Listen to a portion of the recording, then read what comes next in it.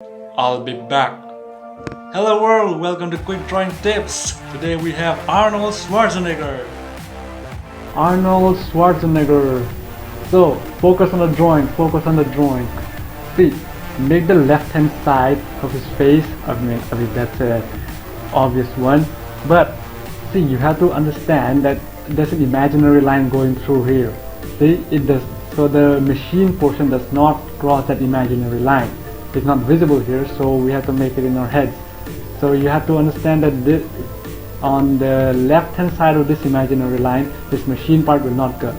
So up until this imaginary line, you make the face as you would normally would, and from on the other side you can go all out. It does not matter what you do. Burnt portion, the hair is easy, goes from down to up, the eyes, the lips, and finally this machine part. See, this machine part is so easy that it's just a magic of shading. Don't shade here, shade, don't shade, shade, don't shade. As long as you can bring up the depth in it, or should I say the diversity in it, it will look good. So that was the tip for the day. Let's wish you had a great time. Thank you so much for watching that video. Hasta la vista, baby. You know what to do. Show me some love. Pause in the comments.